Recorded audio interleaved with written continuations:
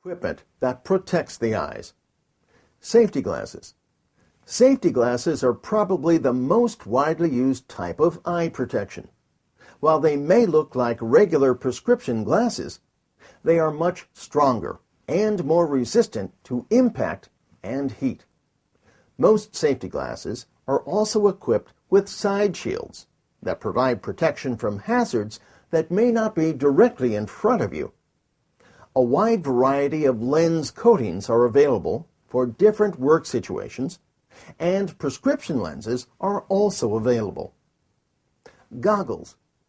Goggles give you better protection than glasses because they fit closer to your face.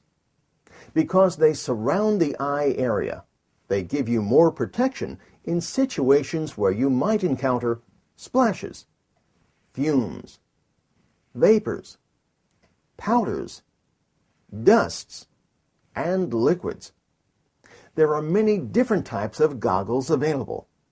Check that they are specifically designed for chemical splashes if you require them for this purpose. Face shields. Face shields offer you full face protection and are often used around operations that expose you to molten metal, chemical splashes, or flying particles. Many face shields can be worn while wearing a hard hat. However, face shields alone are not considered adequate protection for the eye area. So you should always wear safety glasses or goggles underneath for added protection. Welcome to the ThruYou.com Personal Protective Equipment Simulator. Welcome to Level 1. You come across a chemical spill. Click on the possible hazards in this screen, and when you think you have found them all, press Continue to proceed. There are 4 hazards to be identified in this section. Click on the supervisor icon in the top right corner of your screen for help.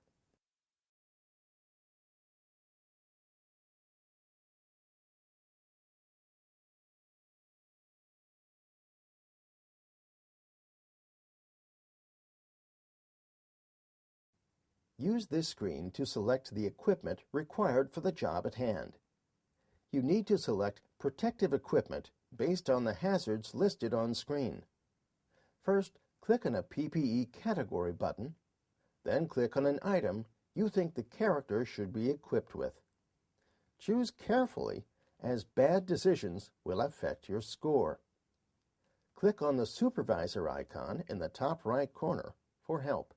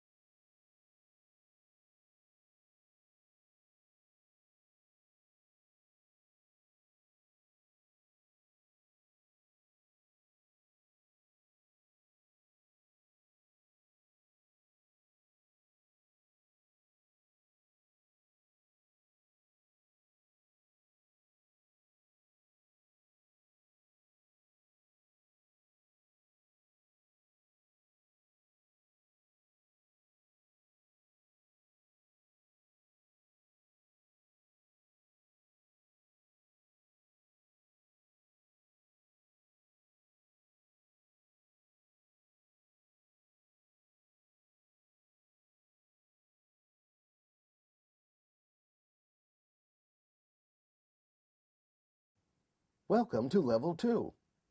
You are about to start work in a welding environment. Click on the possible hazard. Now let's look at lifting an irregular shaped load, such as a sack, from the floor. An elongated load such as this is best carried on the shoulder. Otherwise, it will be held too low, causing back strain, or it will be held too high, obstructing the lifter's view. Again, adopt an erect posture with the back and neck straight. Keep the elbows in to keep the load close to the body. The knees should be bent and the feet apart. Move into the lifting position as you would with a regular shaped load. Position yourself above the object at the top end, as shown. Raise the load to an upright position using the hand positions as previously explained. Depending on the weight, it may be preferable to move a load from floor to shoulder using a two-stage lift. With a straight back, move the load to an intermediate surface. Change stance and move it from the intermediate surface onto the shoulder, always keeping the back straight. Then lift it using the legs as with a regular shaped load. Support the load as shown. When placing the load, keep the back straight and bend the knees to place it where required.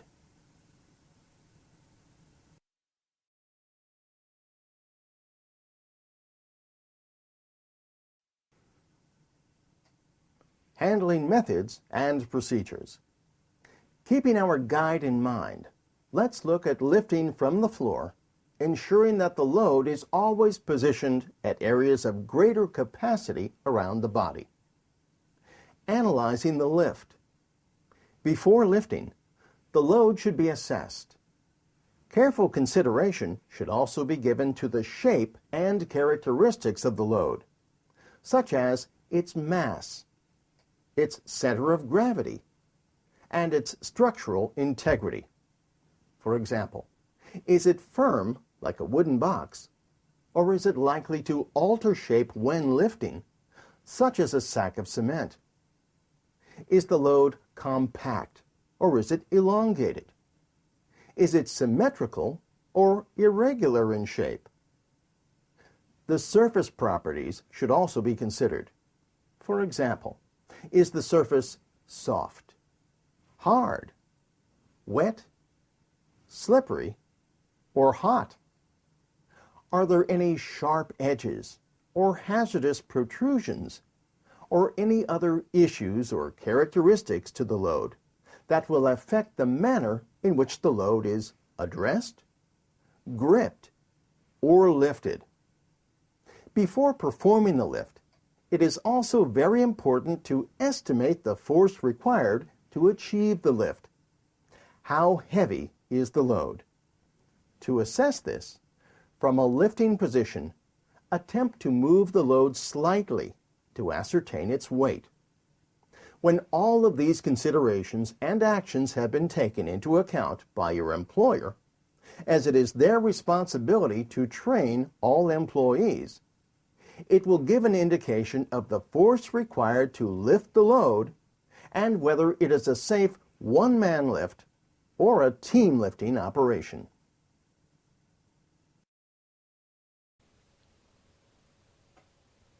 Example 1. A machine operator has reported a fault in his automated milling machine. It is a fault that he cannot fix. You are the responsible employee and assess the fault. Repairing the fault will require some time, and the machine must therefore undergo lockout and tagout procedure. It is an electrically operated milling machine. Your job is to follow correct lockout-tagout procedure to make the machine safe for repair. The machine has already been shut down correctly to assess the extent of the fault. The lockout-tagout procedure will proceed as follows. 1. Inform all affected employees that you are about to lock out and tag out the machine. 2. Locate and study the lockout chart for power shutoff locations. 3. Verify location of the main electrical disconnect switch on the lockout chart. 4. Turn the main power off using the LOTO-capable main electrical disconnect switch. 5. Verify that the power is off by pushing the on button on the panel. 6. Pull out the locking mechanism on the LOTO-capable main electrical disconnect switch. 7. Apply a hasp to to the locked LOTO-capable main electrical disconnect switch. 8. Attach the lock to the hasp. 9. Attach the tag to the lock. 10. Close the lock, securing the locked main electrical disconnect switch, the hasp, and tag. 11. Ensure the lock is properly closed. 12. Check that the lock successfully prevents the main power switch from being turned on. 13.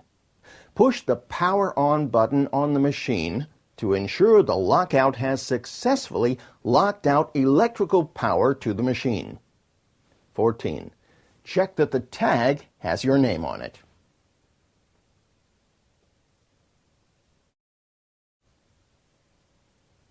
Example 2. A line operator has reported a fault on his cartridge assembly line. You are the responsible employee. You have assessed the fault, and you have determined that the entire line must undergo lockout-tagout in order to repair the fault. There are two energy sources to this line: electrical and pneumatic. Your task is to implement the correct lockout-tagout procedure for the electrical power source and the pneumatic power source to make the line safe for repair. You have gone through the normal power-down cycle for the electrical equipment on the line. The procedure is as follows. Phase 1. Lockout-tagout the electrical power source. 1. Inform all affected employees that you are about to lock out and tag out the entire line. 2. Locate and study the lockout chart for power shutoff locations. 3. Verify location of the main electrical disconnect switch on the lockout chart. 4.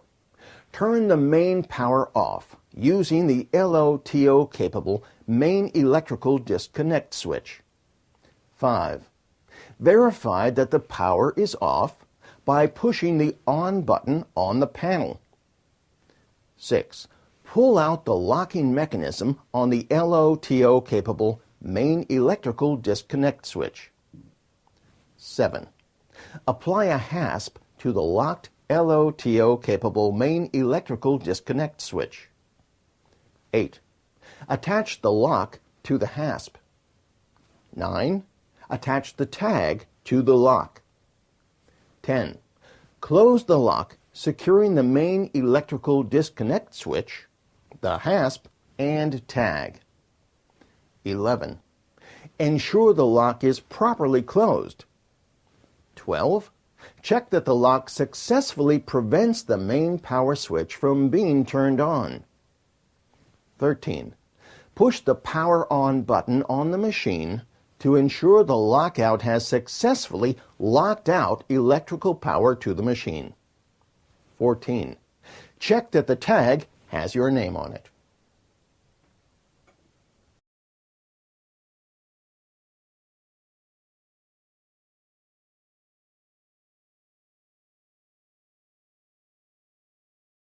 Welcome to the Evaluation section. Chapter 7. Click Begin if you have already completed a ThruYou.com evaluation. You will be presented with 10 multiple-choice questions. There is no time limit in this evaluation. In the case of pneumatic and hydraulic equipment, it is necessary to check that all flow meters and gauges are reading 0 after shutdown. A. True. B. False. It is not possible to safely lock out a corded device. A. True. B. False. It is important to identify all affected employees when commencing a lockout-tagout procedure. A. True. B. False.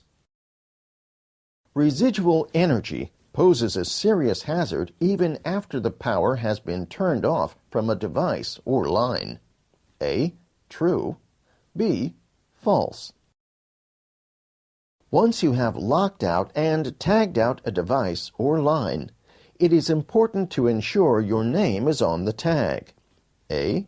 True. B. False.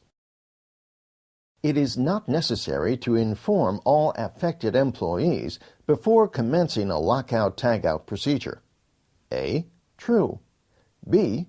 False. Checking the lockout chart is not necessary if you are familiar with the equipment. A. True. B. False. It is important to use the correct locking mechanism when locking out a device or line. A. True. B. False. It is not necessary to check that the lockout has been successful by trying to activate the device once the device or line has been locked out. A. True. B. False. It is important to ensure that the locking mechanism successfully prevents the activation of the main lockout switch or valve handle. A. True. B. False. Well done!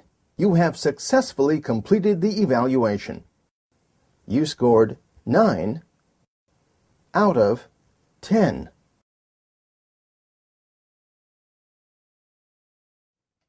CPR, cardiopulmonary resuscitation, is a combination of rescue breaths and chest compressions. It is used when an adult casualty shows no sign of response, breathing, or circulation. To find the correct position, kneel beside the victim, between their waist and shoulders. First, find one of the casualty's lowermost ribs with your lower hand. Place your middle finger where the rib meets the breastbone, with your index finger above it. Slide the heel of the other hand to meet the index finger. Place the first hand on top of the other and interlock your fingers. Leaning well over the casualty, press vertically down with straight arms. Depress the chest by 1.5 to 2 inches and then release pressure. Compress the chest 30 times in total at a rate of 100 compressions per minute. Compression and release should be of equal duration. After you have performed 30 compressions, tilt the head, lift the chin, and give 2 effective rescue breaths. Continue this cycle of 30 compressions followed by 2 rescue breaths until medical help arrives and takes over, or the casualty starts moving or breathing again. Welcome to the ThruYou.com First Aid Simulator. At a building site, a man has been injured. The sleeve of his shirt is on fire.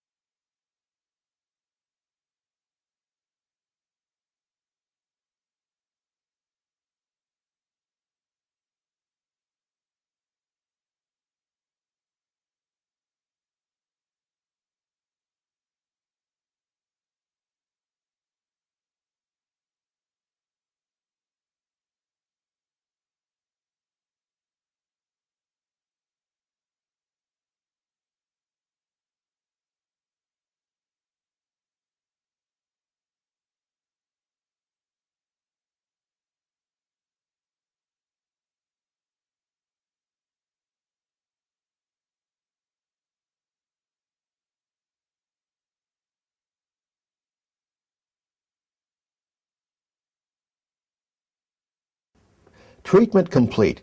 The emergency services are on the way.